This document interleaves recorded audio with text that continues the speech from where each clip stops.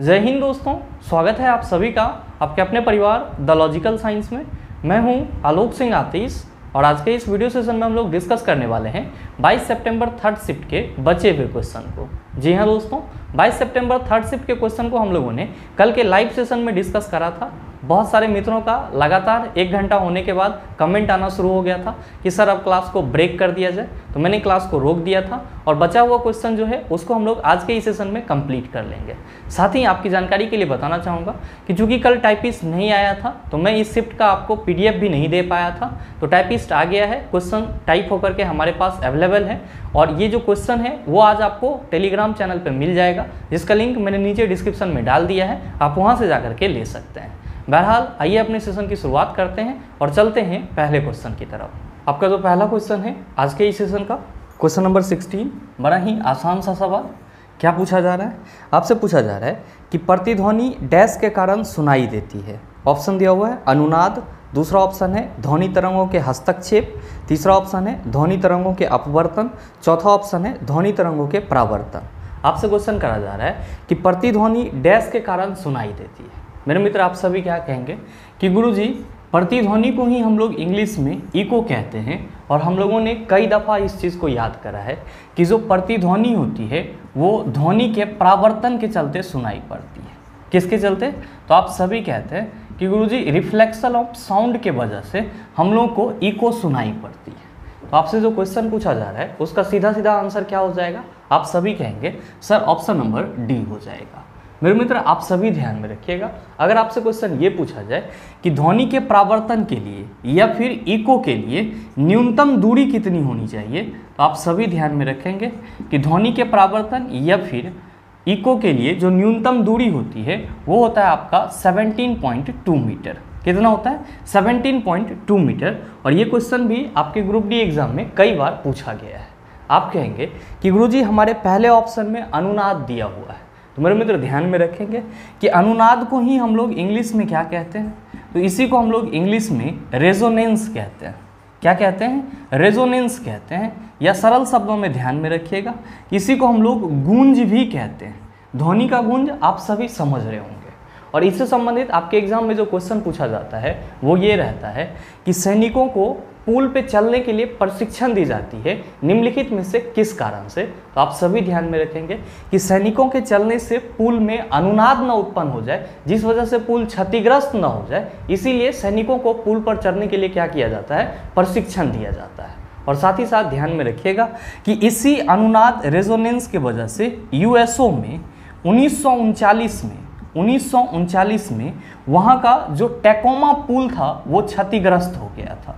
तो आपके एग्जाम में क्वेश्चन ये भी पूछा जाता है कि 1939 में यूएसओ का जो टैकोमा पुल था वो क्षतिग्रस्त हो गया था निम्नलिखित में से किसके वजह से? तो आप कहेंगे अनुनाद की वजह से।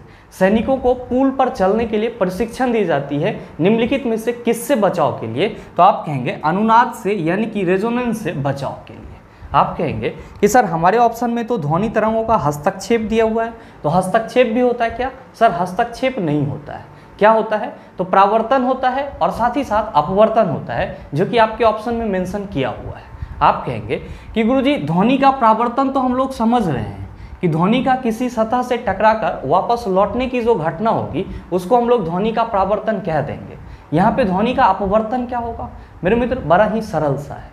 जब आप अपवर्तन की बात करते हो तो आप सभी क्या कहते हो कि गुरुजी जब प्रकाश की किरणें एक माध्यम से दूसरे माध्यम में प्रवेश करती है तो वो क्या हो जाती है? अपने पथ से विचलित हो जाती है, यानी कि अपने रास्ते से मुड़ जाती है, और इसी को हम लोग क्या कहते हैं? प्रकाश का अपवर्तन कहते हैं। मेरे मित्र सेम कंसेप्ट ध्वनि के अपवर्तन के लिए भी होता है। और आप सभी ध्यान में रखिएगा कि जब हम लोग ध्वनि के अपवर्तन की बात करते हैं तो हम लोग क्या कहते हैं कि जब ध्वनि तरंग एक माध्यम से दूसरे माध्यम में जाती है तो क्या हो जाती है? ये अपने रास्ते से विचलित हो जाती है, मुड़ जाती है, और ध्वनि तरंगों का एक माध्यम से दूसरे माध्यम में जाने पर अपने पथ से, अपने रास्ते से मुड़ जाना ही क्या कहलाता है? ध्वनि का अपवर्तन कहलाता है।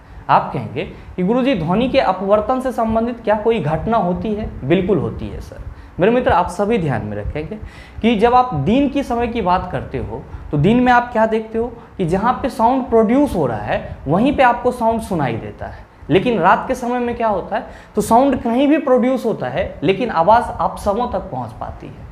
तो दिन के समय में जो आपका साउंड प्रोड्यूसिंग सोर्स है वहीं पे आपको ध्वनि सुनाई पड़ती है, जबकि रात के समय में आपको साउंड प्रोड्यूसिंग सोर्स से दूर भी आपको आवाज़ सुनाई देती है। ये किसके वजह से होता है? तो ध्वनि के अपवर्तन के वजह से होता है। उम्मीद करते हैं समझ पाए होंगे। चलते हैं अगले क्वेश्चन की तरफ। आपका जो अगला क्वेश्चन है, क्वेश्चन नंबर 17, क्या पूछा जा रहा है आपसे? आपसे पूछा जा रहा है कि अग्नाशयी रस में मौजूद डैश एंजाइम प्रोटीन को अमीनो एसिड में परिवर्तित करता है। ऑप्शन दिया हुआ है ट्रिप्सिन, दूसरा ऑप्शन है पेप्सिन, तीसरा ऑप्शन है एमाइलेज और आपका चौथा ऑप्शन है लाइपेज। क्वेश्चन करा जा रहा है कि अग्नाशयी रस में मौजूद डैश एंजाइम प्रोटीन को अमीनो एसिड में परिवर्तित करता है। आप कहेंगे सर पहले ये बताओ ये अग्नाशयी रस कहाँ से निकलता है? तो मेरे मित्र आप सभी ध्यान में रखेंगे कि जब हम लोग अग्नाशयी रस की बात करते हैं तो इसी को हम लोग इंग्लिश में क्या कहते हैं? इसी को हम लोग इंग्लिश में पेनक्रियाटिक जूस कहते हैं। क्या कहते हैं? पेनक्रियाटिक जूस कहते हैं। और साथ ही ध्यान में रखेंगे कि जो अग्नाशयी रस है ये कहाँ से निकलता है? तो आप सभी कहेंगे कि गुरुजी ये पेनक्रियाज से निकलता है, जिसको हम लोग क्या कहते हैं? तो इसी को हम लोग अग्नाशय कहते हैं। मेरे मित्र ध्यान में रखेंगे कि अग्नाशय आपका क्या कहलाता है? तो आप सभी ध्यान में रखिएगा कि अग्नाशय को सहायक पाचक ग्रंथि बोला जाता है। अग्नाशय को क्या बोला जाता है? सहायक पाचक ग्रंथि बोला जाता है। इंग्लिश में क्या कहते हैं? एसोसिएटेड डाइजेस्टिव ग्लैंड कहते हैं। तो आप सभी क्या ध्यान में रखेंगे कि आपके बॉडी में जो अग्नाशय है जिसको आप पेनक्रियाज कहते हैं, जो कि एक एसोसिएटेड डाइजेस्टिव ग्लैंड यानी कि सहायक पाचक ग्रंथि है, ये क्या सेक्रेट करता है? अग्नाशयी रस सेक्रेट करता है। और मेरे मित्र आप सभी ध्यान में रखना कि अग्नाशयी रस को क्या कहा जाता है? तो इसी को पूर्ण पाचक रस भी कहा जाता है। अग्नाशयी रस को क्या कहा जाता है? पूर्ण पाचक रस भी कहा जाता है। आप कहेंगे ऐसा क्यों? तो मेरे मित्र आप सभी ध्यान में रखेंगे कि आपके भोजन में जो अवयवी तत्व कार्बोहाइड्रेट, प्रोटीन, वसा के रूप में होते हैं, या आपके भोजन में जो भी अवयवी तत्व होते हैं उन सभी को पचाने की क्षमता किसके पास होती है? तो इसी अग्नाशयी रस के पास होती है। और इसीलिए इसे क्या बोला जाता है? पूर्ण पाचक रस बोला जाता है। बहरहाल आपसे क्वेश्चन क्या करा जा रहा है? क्वेश्चन करा जा रहा है कि अग्नाशयी रस में मौजूद डैश एंजाइम प्रोटीन को अमीनो एसिड में परिवर्तित करता है। आपसे क्वेश्चन ये करा जा रहा है कि ये जो अग्नाशयी रस है इसमें ऐसा कौन सा एंजाइम मौजूद होता है जो प्रोटीन को अमीनो एसिड में परिवर्तित कर देता है? तो मेरे मित्र आप सभी ध्यान में रखेंगे कि प्रोटीन को अमीनो एसिड में अग्नाशयी रस का जो एंजाइम परिवर्तित करता है वो कौन सा होता है? तो आप सभी याद रखना वो ट्रिप्सिन होता है। कौन सा होता है? ट्रिप्सिन होता है। यानी कि अग्नाशयी रस में मौजूद ट्रिप्सिन एंजाइम क्या करता है? प्रोटीन को अमीनो एसिड में तोड़ देता है। तो आपके इस क्वेश्चन का सही आंसर क्या हो जाएगा? आप सभी कहेंगे sir option number A is the right answer of this question. आप कहेंगे कि गुरुजी हमारे ऑप्शन में पेप्सिन भी दिया हुआ है, ये बताओ कि ये जो पेप्सिन एंजाइम है ये कहाँ से सेक्रेट होता है? तो मेरे मित्र आप सभी ध्यान में रखेंगे कि जो आपके बॉडी में जठर ग्रंथि होता है, जिसको हम लोग क्या कहते हैं? गैस्ट्रिक ग्लैंड कहते हैं, ये क्या सेक्रेट करता है? ये जठर रस सेक्रेट करता है, यानी कि जठर रस का स्रवन करता है। और मेरे मित्र ध्यान में रखेंगे कि इसी जठर रस से आपको क्या मिलता है? पेप्सिन नामक एंजाइम मिलता है। क्या मिलता है? पेप्सिन नामक एंजाइम मिलता है। और ये पेप्सिन क्या करता है? तो ये पेप्सिन जो है ये प्रोटीन को पेप्टोन में बदल देता है। पेप्सिन प्रोटीन को किस में बदल देता है? तो आप सभी ध्यान में रखना पेप्टोन में बदल देता है। जबकि जो आपका ट्रिप्सिन होता है ये प्रोटीन को किस में बदल देता है? तो आप कहेंगे अमीनो एसिड में बदल देता है। आप कहेंगे कि सर हमारे ऑप्शन में एमाइलेज भी दिया हुआ है। तो मेरे मित्र आप सभी ध्यान में रखना कि एमाइलेज जो है वो भी आपका अग्नाशयी रस में पाया जाने वाला एंजाइम ही है। और साथ ही साथ जो एमाइलेज है ये किसका पाचन करता है? तो आप सभी ध्यान में रखना कि एमाइलेज जो है ये कार्बोहाइड्रेट का पाचन करता है। किसका पाचन करता है? तो आप सभी ध्यान में रखना कि ये कार्बोहाइड्रेट का पाचन करता है। आप कहेंगे सर ऑप्शन में लाइपेज भी दिया हुआ है। तो मेरे मित्र आप सभी ध्यान में रखेंगे कि जो लाइपेज है ये वसा का पाचन करता है। लाइपेज किसका पाचन करता है? तो आप सभी ध्यान में रखना वसा का पाचन करता है। और ये चीज़ भी आपको याद रखना बहुत ही ज़रूरी है, क्योंकि आपके अलग अलग एग्जाम में इन अलग अलग एंजाइम से भी क्वेश्चन पूछ लिए जाते हैं। जैसे कभी आपसे क्वेश्चन ये पूछ लिया जाएगा कि निम्नलिखित में से किस एंजाइम के द्वारा प्रोटीन को पेप्टोन में बदल दिया जाता है? आप कहेंगे पेप्सिन के द्वारा। कभी आपसे क्वेश्चन ये भी पूछ लिया जा सकता है कि निम्नलिखित में से कार्बोहाइड्रेट का पाचन किसके द्वारा होता है? आप कहेंगे एमाइलेज के द्वारा होता है। निम्नलिखित में से वसा का पाचन किसके द्वारा होता है? आप कहेंगे लाइपेज के द्वारा होता है। उम्मीद करते हैं समझ पाए होंगे। चलते हैं अगले क्वेश्चन की तरफ। आपका जो अगला क्वेश्चन है क्वेश्चन नंबर 18, क्या पूछा जा रहा है आपसे?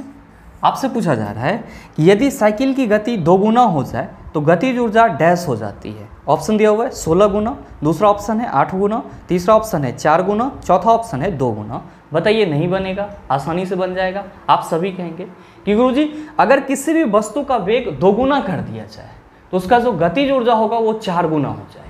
आप कहेंगे कैसे?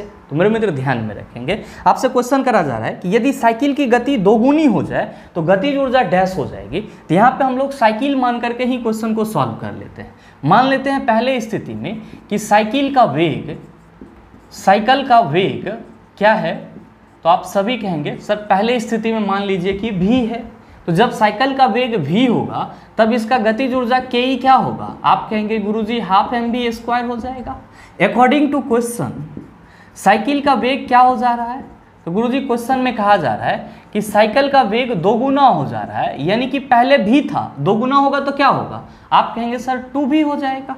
तो जब साइकिल का वेग 2v हो जा रहा है तब इसका गतिज ऊर्जा क्या होगा? तो आप कहेंगे गुरुजी तब इसके गतिज ऊर्जा को के डैश मान लीजिए और के डैश इक्वल टू क्या हो जाएगा? आप कहेंगे हाफ m v के जगह 2v का स्क्वायर हो जाएगा।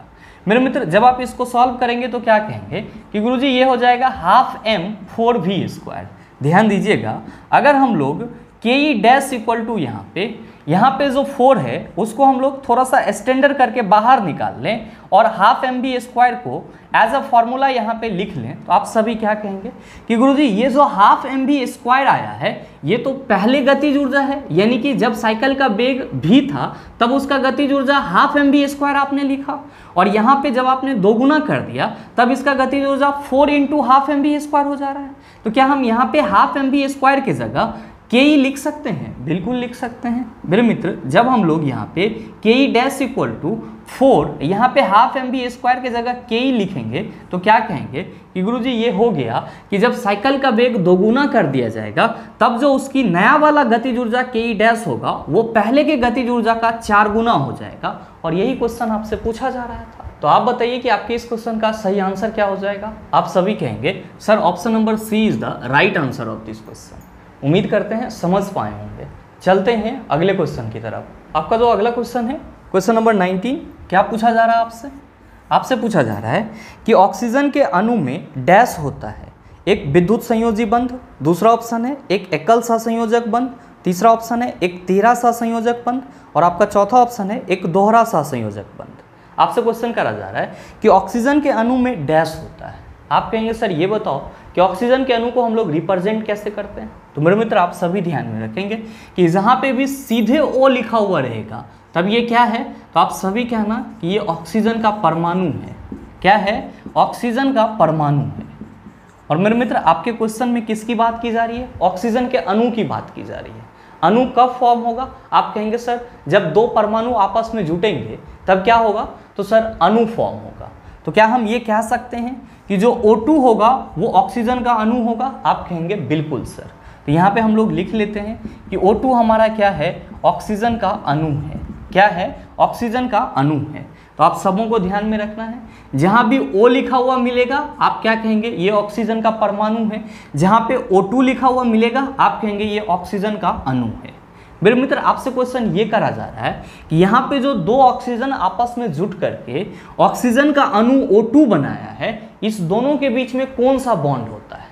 तो हमेशा ध्यान में रखेंगे कि जब 2 ऑक्सीजन आपस में जुटता है किस लिए? अणु बनाने के लिए, तब इसके बीच में जो बॉन्ड बनता है वो कैसा होता है? सहसंयोजक बॉन्ड होता है। कैसा होता है? सहसंयोजक बॉन्ड होता है। मतलब ये हुआ कि ये दोनों ही ऑक्सीजन के परमाणु अपने इलेक्ट्रॉन का क्या करते हैं? एक दूसरे के साथ साझा करते हैं। नो डाउट आप सबों को मालूम होगा कि ऑक्सीजन की वैलेंसी कितनी होती है? आप कहते हैं कि गुरुजी 2 होती है। इसका मतलब ये हुआ कि आपके इस ऑक्सीजन का भी वैलेंसी क्या होगा? 2 होगा और इस ऑक्सीजन का भी वैलेंसी क्या होगा? 2 होगा। और मेरे मित्र ध्यान में रखेंगे ये जो आपने यहाँ पे 2 और यहाँ पे 2 सिंबल से रिप्रेजेंट किया है, एक्चुअली ये क्या है? तो आप कहेंगे गुरुजी ये इलेक्ट्रॉन है। और मेरे मित्र जब ऑक्सीजन परमाणु आपस में जुट करके ऑक्सीजन अणु का निर्माण करते हैं तो ये अपने अपने इलेक्ट्रॉन का क्या करते हैं? साझा करते हैं। क्या करते हैं? साझा करते हैं। इसका मतलब ये हुआ कि यहाँ पे जो ऑक्सीजन और ऑक्सीजन के बीच में बॉन्ड बन रहा है वो कौन सा बॉन्ड बन रहा है? तो आप कहेंगे कि गुरुजी सहसंयोजक बंधन बन रहा है। कौन सा बॉन्ड बन रहा है? आप कहेंगे सहसंयोजक बंधन बन रहा है, यानी कि कोवैलेंट बॉन्ड बन रहा है। मेरे मित्र आप सभी ध्यान में रखेंगे कि यहाँ पे जो आपका कोवैलेंट बॉन्ड बन रहा है, ये कौन सा कोवैलेंट बॉन्ड है?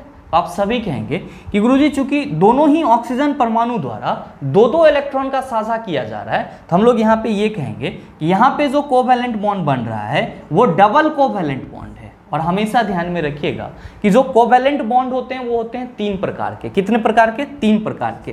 पहला होता है सिंगल कोवैलेंट बॉन्ड, दूसरा होता है डबल कोवैलेंट बॉन्ड और तीसरा होता है ट्रिपल कोवैलेंट बॉन्ड। इससे ज़्यादा भी होता है? बिल्कुल नहीं होता है सर। ध्यान में रखेंगे कि सिंगल कोवैलेंट बॉन्ड बनाने के लिए 2 इलेक्ट्रॉन की जरूरत होती है, डबल कोवैलेंट बॉन्ड बनाने के लिए 4 इलेक्ट्रॉन की जरूरत होती है और ट्रिपल कोवैलेंट बॉन्ड बनाने के लिए 6 इलेक्ट्रॉन की जरूरत होती है।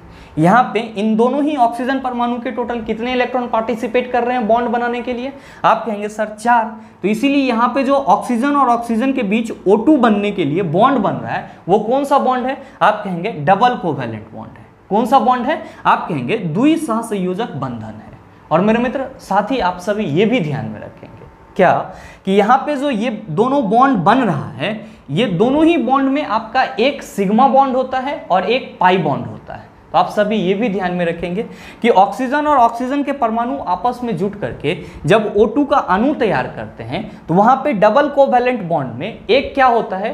सिग्मा बॉन्ड होता है और दूसरा क्या होता है? पाई बॉन्ड होता है।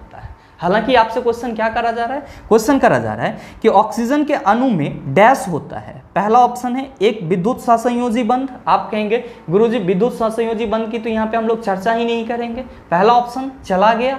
दूसरा ऑप्शन है एक एकल सहसंयोजक बंधन। आप कहेंगे कि गुरुजी एकल सहसंयोजक बंधन बनता तो डबल इलेक्ट्रॉन पार्टिसिपेट करता, लेकिन यहाँ पे 4 इलेक्ट्रॉन पार्टिसिपेट कर रहा है, तो दूसरा ऑप्शन भी हमारा चला जाएगा। तीसरा ऑप्शन है एक तिहरा सहसंयोजक बंधन। आप कहेंगे गुरुजी अगर तिहरा सहसंयोजक बंधन बनता तो 6 इलेक्ट्रॉन की जरूरत होती, जबकि यहाँ पे कितना है? 4 ही इलेक्ट्रॉन है। और चौथा ऑप्शन है एक दोहरा सहसंयोजक बंधन। आप कहेंगे सर चौथा ऑप्शन ही सही है और इसीलिए आपके इस क्वेश्चन का सही आंसर क्या हो जाएगा? ऑप्शन नंबर डी हो जाएगा। उम्मीद करते हैं समझ पाए होंगे। चलते हैं अगले क्वेश्चन की तरफ। आपका जो अगला क्वेश्चन है क्वेश्चन नंबर 20, बड़ा ही आसान सा सवाल आपसे पूछा जा रहा है कि उसकी पहचान करें जो इस समूह से संबंधित नहीं है। पहला ऑप्शन है एल्यूमिनियम, दूसरा ऑप्शन है आयरन, तीसरा ऑप्शन है बेकेलाइट, चौथा ऑप्शन है पीतल। बताइए नहीं बनेगा? आसानी से बन जाएगा। और इसका सही आंसर क्या होगा आप सबों के ऊपर छोड़ता हूँ, नीचे कमेंट करके ज़रूर बताइएगा, आपके कमेंट का इंतजार रहेगा। बहरहाल चलते हैं अगले क्वेश्चन की तरफ। आपका जो अगला क्वेश्चन है क्वेश्चन नंबर 21, क्या पूछा जा रहा है आपसे? आपसे पूछा जा रहा है कि परमाणु संख्या 58 वाला लेंथेनाइट श्रृंखला का तत्व डैश है। ऑप्शन दिया हुआ है लेंथेनम, दूसरा ऑप्शन है एस्ट्रोनशियम, तीसरा ऑप्शन है थोरियम और चौथा ऑप्शन है सीरियम। क्या होगा इसका आंसर? आपसे क्वेश्चन करा जा रहा है कि परमाणु संख्या 58 वाला लेंथेनाइट श्रृंखला का तत्व डैश है। आप सभी कहेंगे कि गुरुजी अगर हमको अपने इस चारों ऑप्शन में से सभी तत्वों का परमाणु संख्या मालूम चल जाए तो हम आसानी से इस क्वेश्चन का आंसर टिक कर सकते हैं। बिल्कुल सर, ध्यान दीजिएगा कि आपका पहला तत्व है लेंथेनम। पहला तत्व आपका क्या है? लेंथेनम। और ध्यान में रखेंगे कि इसका एटॉमिक नंबर कितना होता है? 57 होता है। और आपका दूसरा तत्व है एस्ट्रोनशियम। दूसरा कौन सा है? एस्ट्रोनशियम। और इसकी परमाणु संख्या कितनी होती है? इसकी परमाणु संख्या 38 होती है। और आपका तीसरा तत्व है थोरियम और इसकी परमाणु संख्या कितनी होती है? इसकी परमाणु संख्या 90 होती है। और आपका चौथा है सीरियम। और मेरे मित्र आप सभी ध्यान में रखेंगे कि सीरियम की परमाणु संख्या कितनी होती है? 58 होती है। तो आप बताइए कि आपसे जो क्वेश्चन करा जा रहा है उसका सही आंसर क्या होगा? आप कहेंगे सर सीरियम होगा। सही ऑप्शन क्या होगा? ऑप्शन नंबर डी होगा। उम्मीद करते हैं समझ पाए होंगे। चलते हैं अगले क्वेश्चन की तरफ। आपका जो अगला क्वेश्चन है क्वेश्चन नंबर 22, क्या पूछा जा रहा है आपसे? आपसे पूछा जा रहा है कि फिनोलेप्थिलीन को सिरके में डालने पर घोल डैश हो जाता है। ऑप्शन दिया हुआ है गुलाबी, दूसरा ऑप्शन है नीला, तीसरा ऑप्शन है लाल, चौथा ऑप्शन है रंगीन। क्या होगा इसका आंसर? बताइए। इस क्वेश्चन का सॉल्यूशन मैंने आपको एसिड बेस इंडिकेटर वाले MCQ सेशन में भी करवाया है। क्या होगा इसका आंसर?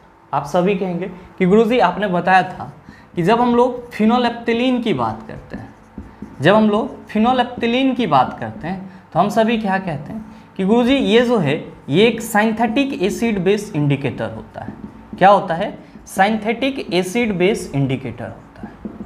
और आप सभी क्या कहते हैं कि गुरुजी ये जो सिंथेटिक एसिड बेस इंडिकेटर है ये एसिड के साथ कोई रंग प्रदर्शित नहीं करता है, यानी कि ये एसिड के साथ रंगहीन हो जाता है, जबकि यही फिनोल्फ्थीलीन जो है वो बेस के साथ कैसा हो जाता है? गुलाबी हो जाता है। कैसा हो जाता है? गुलाबी हो जाता है। आपसे क्वेश्चन क्या करा जा रहा है? क्वेश्चन करा जा रहा है कि फिनोल्फ्थीलीन को सिरके में डालने पर घोल डैश हो जाता है। मेरे मित्र आप सभी क्या कहते हैं कि गुरुजी जो सिरका होता है इसमें एसिटिक एसिड होता है। क्या होता है? एसिटिक एसिड होता है। इसका मतलब ये हुआ कि जो सिरका का घोल होगा उसका प्रकृति कैसा होगा? अम्लीय होगा। और फिनोल्फ्थीलीन जो है वो अम्ल के साथ कैसा रंग प्रदर्शित करेगा? आप कहेंगे कोई रंग प्रदर्शित नहीं करेगा, यानी कि रंगहीन हो जाएगा। तो आप बताओ सही आंसर क्या हो जाएगा? आप सभी कहेंगे sir option number D is the right answer of this question. उम्मीद करते हैं समझ पाए होंगे। चलते हैं अगले क्वेश्चन की तरफ। आपका जो अगला क्वेश्चन है क्वेश्चन नंबर 23, क्या पूछा जा रहा है आपसे? आपसे पूछा जा रहा है कि धौवन सोडा की हाइड्रोक्लोरिक अम्ल के साथ अभिक्रिया कराने पर डैश गैस निकलती है। ऑप्शन दिया हुआ है हाइड्रोजन, दूसरा ऑप्शन है ऑक्सीजन, तीसरा ऑप्शन है कार्बन डाइऑक्साइड, चौथा ऑप्शन है कार्बन मोनोऑक्साइड। क्वेश्चन करा जा रहा है कि जब धौवन सोडा आपका HCl के साथ अभिक्रिया करता है तब कौन सा गैस निकलता है? मेरे मित्र अगर आप लगातार हमसे जुड़े हुए हैं तो मेरे ख्याल से आपको इस क्वेश्चन को बनाने में कोई खासा परेशानी का सामना नहीं करना पड़ा होगा। आप सभी को मैंने कई बार बताया है कि जब भी धातु के कार्बोनेट या फिर धातु के बाइकार्बोनेट या फिर धातु के बाइकार्बोनेट अम्ल के साथ अभिक्रिया करते हैं तो ये कौन सा गैस रिलीज करते हैं? तो गुरुजी ये कार्बन डाइऑक्साइड गैस रिलीज करते हैं। और आपसे क्वेश्चन क्या करा जा रहा है? क्वेश्चन करा जा रहा है कि धौवन सोडा की हाइड्रोक्लोरिक अम्ल के साथ अभिक्रिया कराने पर डैश गैस निकलती है। मेरे मित्र धौवन सोडा का सूत्र क्या होता है? आप कहते हैं कि गुरुजी Na2CO3 होता है। इसी को हम लोग क्या कहते हैं? सोडियम कार्बोनेट कहते हैं। सोडियम क्या है? धातु है। और इसी का क्या है सर? तो सर ये कार्बोनेट है। मतलब यहाँ पे धातु के कार्बोनेट किससे अभिक्रिया कर रहे हैं? अम्ल के साथ अभिक्रिया कर रहे हैं। तो आप बताओ कौन सी गैस रिलीज होगी? आप कहेंगे कार्बन डाइऑक्साइड गैस रिलीज हो जाएगी। आप में से बहुत सारे मित्रों के मन में चल रहा होगा कि रिएक्शन होगा तो क्या क्या बनेगा। भाई मेरे ध्यान देना कि जब Na2CO3 HCl के साथ अभिक्रिया करेगा तब ये क्या बना लेगा? NaCl सोडियम क्लोराइड बना लेगा। और साथ ही क्या बनेगा? तो साथ ही H2O बनेगा और कार्बन डाइऑक्साइड गैस रिलीज होगा। यानी कि जब Na2CO3 HCl के साथ रिएक्ट करेगा तो केमिकल रिएक्शन के उपरांत जो आपका प्रोडक्ट होगा वो क्या सब होगा? NaCl होगा, H2O होगा, CO2 होगा। अगर आपको बस ये वाला कंसेप्ट मालूम है इतना करने की आपको कोई ज़रूरत नहीं पड़ेगी। बहरहाल आपसे जो क्वेश्चन पूछा जा रहा है उसका सही आंसर क्या होगा? आप कहेंगे सर ऑप्शन सी में कार्बन डाइऑक्साइड दिया हुआ है, इसीलिए हमारे इस क्वेश्चन का सही आंसर ऑप्शन नंबर सी हो जाएगा। मेरे मित्र ध्यान में रखिएगा, अगर आपसे क्वेश्चन ये पूछा जाए कि निम्नलिखित में से धातुएं डैश के साथ अभिक्रिया करके हाइड्रोजन गैस रिलीज करती है, तो आप सभी ध्यान में रखेंगे कि जब धातु अम्ल के साथ अभिक्रिया करती है तब कौन सा गैस निकलता है? तो आप सभी याद रखना हाइड्रोजन गैस निकलता है। कौन सा गैस निकलता है? हाइड्रोजन गैस निकलता है। कभी कभी आपसे क्वेश्चन उल्टा भी पूछ लिया जा सकता है कि जब अम्ल डैश के साथ अभिक्रिया करती है तो हाइड्रोजन गैस रिलीज करती है, तो आप कहेंगे अम्ल जब धातु के साथ अभिक्रिया करेगी तो कौन सा गैस रिलीज करेगी? हाइड्रोजन गैस रिलीज करेगी। और जब धातु के कार्बोनेट या बाइकार्बोनेट अम्ल के साथ अभिक्रिया करेंगे तब कार्बन डाइऑक्साइड गैस रिलीज होगा। उम्मीद करते हैं समझ पाए होंगे। चलते हैं अगले क्वेश्चन की तरफ। आपका जो अगला क्वेश्चन है क्वेश्चन नंबर 24, क्या पूछा जा रहा है आपसे? आपसे पूछा जा रहा है कि एक निकाय के संवेग में परिवर्तन की दर डैश के समानुपाती होती है। ऑप्शन दिया हुआ है लागू विस्थापन, दूसरा ऑप्शन है लागू बल, तीसरा ऑप्शन है लागू स्थितिज ऊर्जा और चौथा ऑप्शन है लागू दाब। क्या होगा इसका आंसर? आपसे क्वेश्चन करा जा रहा है कि किसी निकाय के संवेग में परिवर्तन की दर डैश के समानुपाती होती है। मेरे मित्र आप सबों ने कई दफा न्यूटन के सेकेंड लॉ को संवेग के टर्म में याद किया होगा, न्यूटन के सेकेंड लॉ को मोमेंटम के टर्म में याद किया होगा। आप सभी क्या कहते हैं कि किसी भी वस्तु या निकाय के संवेग में परिवर्तन की दर उस पर लगे बल के समानुपाती होती है और यह परिवर्तन बल के दिशा में होती है। तो आपसे जो क्वेश्चन पूछा जा रहा है कि किसी निकाय के संवेग में परिवर्तन की दर डैश के समानुपाती होती है, आप सीधे सीधे कहेंगे कि गुरुजी न्यूटन के सेकेंड लॉ से जो संवेग में परिवर्तन की दर होती है वो लागू बल के समानुपाती होती है। तो जो क्वेश्चन करा जा रहा है उसके लिए सही ऑप्शन क्या होगा? आप कहेंगे सर लागू बल ऑप्शन बी में दिया हुआ है, तो सही ऑप्शन ऑप्शन नंबर बी हो जाएगा। बहुत सारे मित्र कहेंगे कि गुरुजी हमारे पहले ऑप्शन में लागू विस्थापन दिया हुआ है, ये विस्थापन क्या होता है? कहने की कोई जरूरत नहीं है, आप सबों को मालूम है कि एक निश्चित दिशा में तय की गई सूक्ष्मतम दूरी को क्या बोला जाता है? विस्थापन बोला जाता है। विस्थापन क्या होता है? तो आप सभी कहते हैं एक सदिश राशि होता है। क्यों? क्योंकि जब भी हम लोग विस्थापन की बात करते हैं तो हम लोग किसकी बात करते हैं? डायरेक्शन की बात करते हैं। और जिस किसी भी भौतिक राशि को रिप्रेजेंट करने के लिए डायरेक्शन की जरूरत पड़ जाए उसको हम लोग क्या कहते हैं? सदिश राशि कहते हैं। आप कहेंगे सर ऑप्शन में स्थितिज ऊर्जा दिया हुआ है, कहने की कोई जरूरत नहीं है। किसी भी वस्तु के स्थिति के चलते जो ऊर्जा होती है वही क्या कहलाता है? स्थितिज ऊर्जा कहलाता है। आप कहेंगे सर ऑप्शन में दाब भी दिया हुआ है, तो मैंने आपको कई बार बताया है कि प्रति एकांक क्षेत्रफल पर लगने वाला बल क्या कहलाता है? दाब कहलाता है। और दाब को हम लोग P से रिप्रेजेंट करते हैं। P इक्वल टू क्या होता है? F/A होता है। और इसी को हम लोग एज अ डेफिनेशन क्या कहते हैं कि प्रति एकांक क्षेत्रफल पर लगने वाला बल क्या कहलाता है? दाब कहलाता है। बहुत सारे मित्रों के मन में चल रहा होगा कि सर न्यूटन ने गति के लिए कितने नियम दिए थे? कहने की कोई जरूरत नहीं है। न्यूटन ने गति के लिए 3 नियम दिए थे, जिसको हम लोग क्या कहते हैं? प्रथम गति नियम, द्वितीय गति नियम और तृतीय गति नियम।